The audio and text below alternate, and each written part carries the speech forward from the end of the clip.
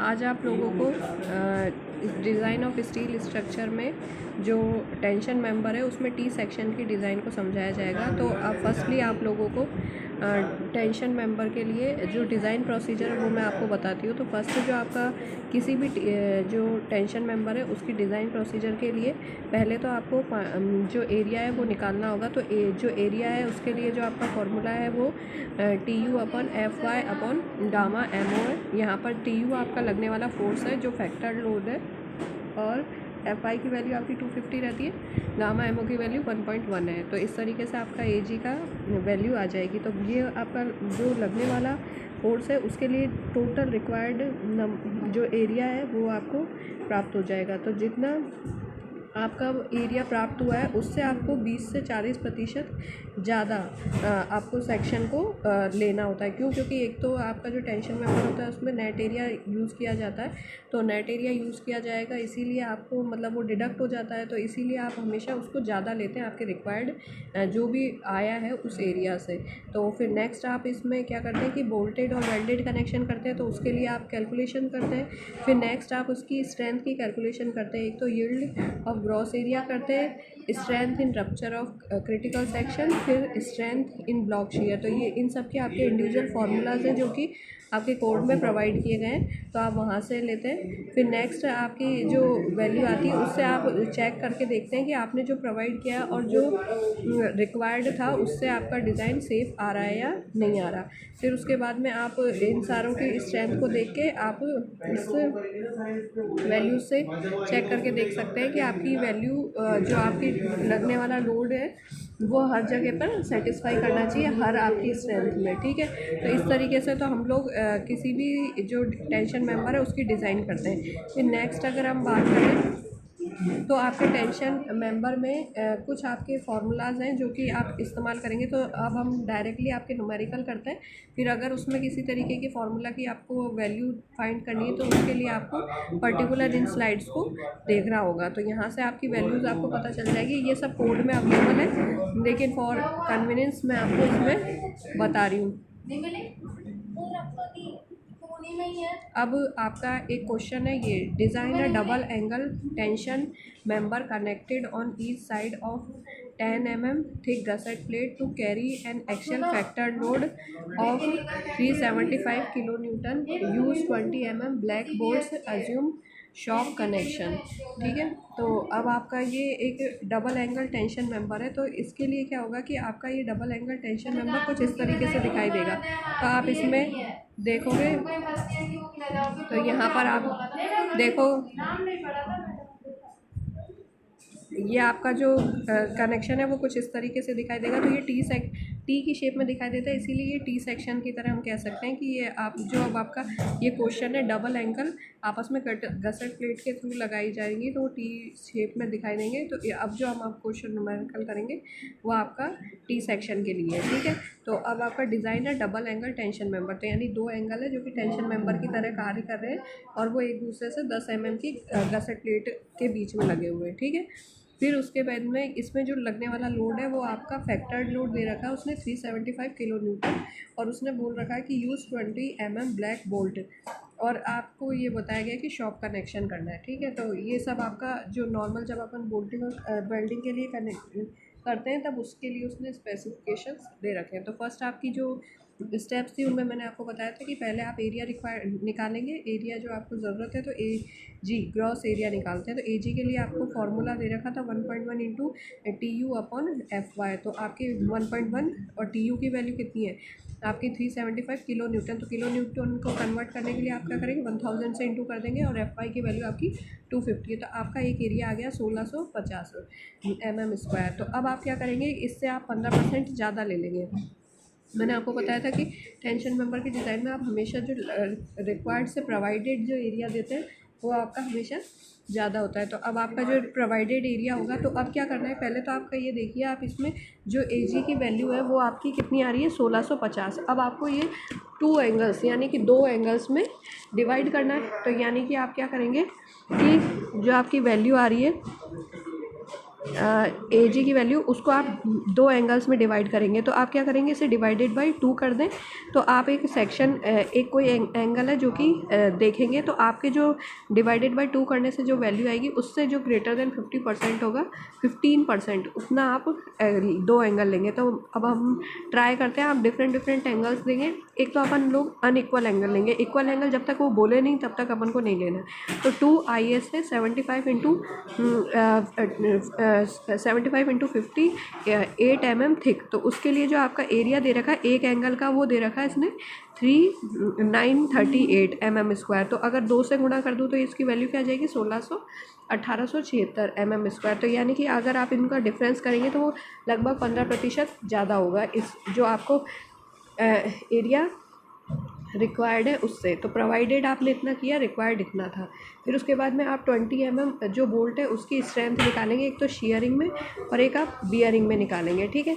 तो जब आप शीयरिंग में वैल्यू निकालते हैं तो आप लोगों ने बोल्टिंग करेक्शन और वेल्डिंग करेक्शन करे होंगे, तो आपको बोल्टिंग में पता होगा जो शीयरिंग होती है उसकी जो वैल्यू होती है वो किस तरीके से निकालते हैं। तो ये फार्मूला आपका सिंपल है जो कि आप यूज़ करते हैं, तो आपकी वैल्यू आती है कुछ इस तरीके से। जब बियरिंग में वैल्यू निकालते हैं तो आप क्या करते हैं, ई और पी की वैल्यू एज्यूम करते हैं। ई आपकी एज डिस्टेंस है और पी आपकी पिच है।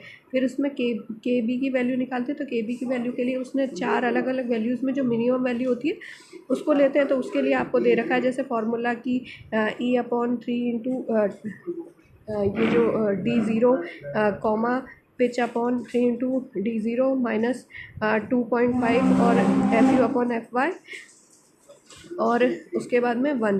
तो इन चारों में से जो मिनिमम वैल्यू वो आपकी 6.60 आती है। तो आप के बी की वैल्यू ये लेते हैं। जो आपका शीयरिंग बियरिंग में जो बोल्ट की स्ट्रेंथ निकालने का फॉर्मूला है वो कुछ इस तरीके से, तो उसमें अपन वैल्यूज़ पुट कर देते हैं तो आपकी वैल्यू कुछ इस तरीके से आ जाती है। अब नेक्स्ट आपको नंबर ऑफ़ बोल्ट्स रिक्वायर्ड है कि आपको कितने नंबर ऑफ़ बोल्ट्स की ज़रूरत है।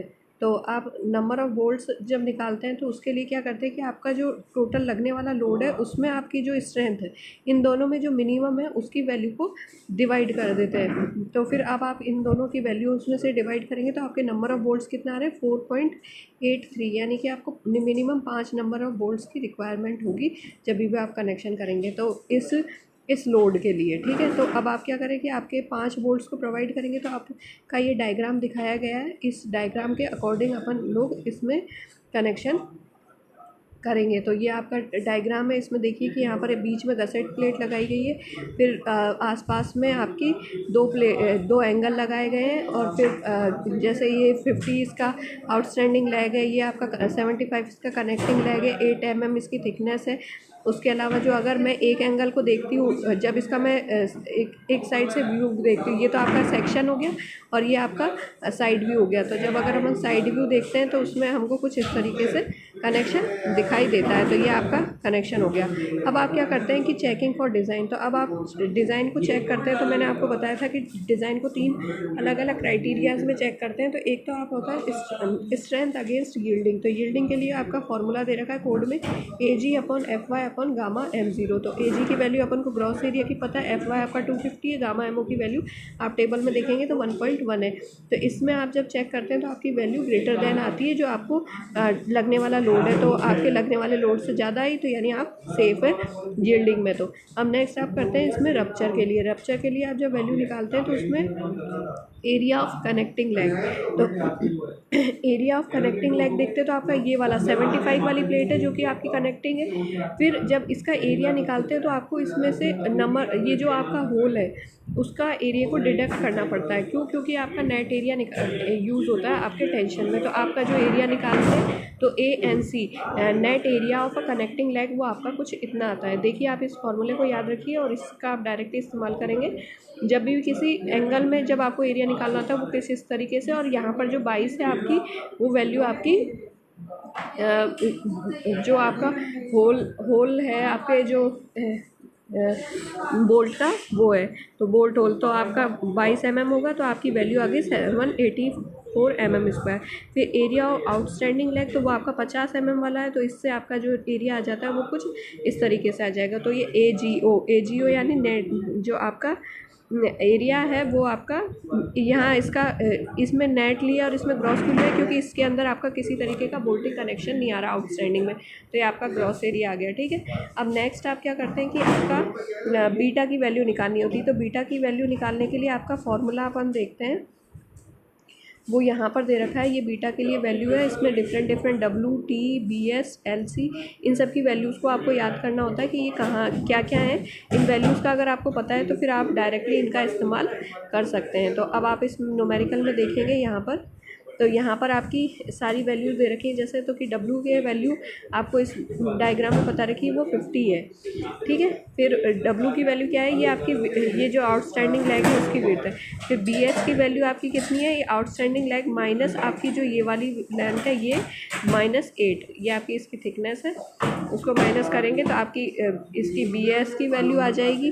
LC की वैल्यू आपकी, आपने पिच को मान रखा था 60, तो उसके अकॉर्डिंग आपकी दोनों साइड के जो भी एंड टू एंड जो आपके बोर्ड्स हैं उनके सेंटर टू सेंटर डिस्टेंस देखेंगे तो वो आपके 5 बोर्ड हैं, तो 4 × 60 पिच कर देंगे तो आपकी LC की वैल्यू आ जाएगी। अब आप इस बीटा की वैल्यू में इस वैल्यू को रखेंगे। फिर आपका TDN का फॉर्मूला दे रखा है, ये TDN इक्वल्स टू आपका ये है strength of plate in rupture है। ठीक है, इस फॉर्मूले में आप वैल्यूज़ को पुट करेंगे तो आपको ANC की वैल्यू भी पता है, AGO की वैल्यू भी पता है, बीटा की वैल्यू भी पता है।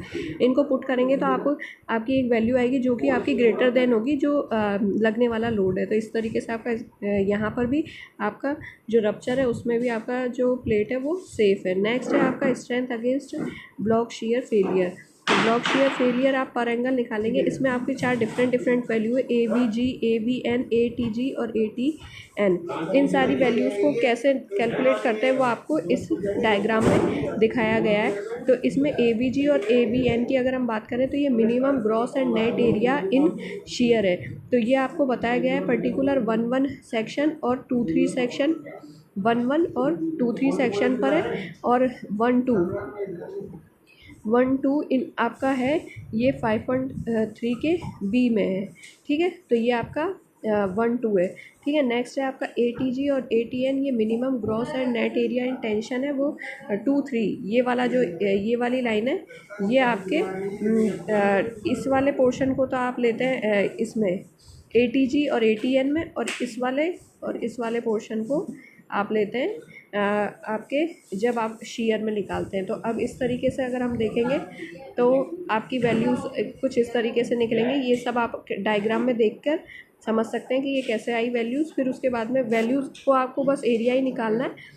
फिर आपका जो शेयर फेलियर के लिए जो फार्मूला दे रखा है वो कुछ इस तरीके से AVG इंटू FY अपन √3 gamma MO plus 0.9 into ATN into FY अपन गामा M1। इन सारे की FY की वैल्यू 250 होती, गामा MO की वैल्यू 1.1 होती, गामा M1 की वैल्यू 1.25 होती। ATN और AVG की वैल्यू अपन निकाल देंगे, डायरेक्ट फार्मूले में पुट करेंगे, आपकी वैल्यू नेक्स्ट में आप लोग निकालेंगे तो वो आपकी वैल्यू सिमिलर इसमें 0.9 into AVN into FY FU upon √3 gamma M1 plus ATG into FY upon gamma MO। फिर इनकी वैल्यूज़ को आप पुट करेंगे, आपकी एक वैल्यू आएगी। अब ये हमने पर एंगल निकाली थी, जो वैल्यू मैंने आपको लिख रखी है वो पर एंगल निकाली है। अब इसको मैं 2 से गुणा कर दूंगी तो वो वैल्यू आपकी जो लगने वाले लोड है उससे ज़्यादा आएगी। तो इसका मतलब ऑब्वियस सी बात है कि आपका जो बनने वाला सेक्शन है वो तीनों क्राइटेरियाज में मेरा सेफ़ है। तो यानी आपने जो सेक्शन चूज़ किया था 2 ISA 75 into 58,8 mm with 5 bolts और 20 mm डायामीटर आपका सेफ़ है। तो इस तरीके से आपका T सेक्शन के लिए आप लोग डिज़ाइन कर सकते हैं किसी भी किसी भी टेंशन मेंबर को। T सेक्शन के लिए आपका डिज़ाइन विद फार्मूला आपको बता दिए गए हैं। तो इस तरीके से आपका ये वीडियो कंप्लीट होता है।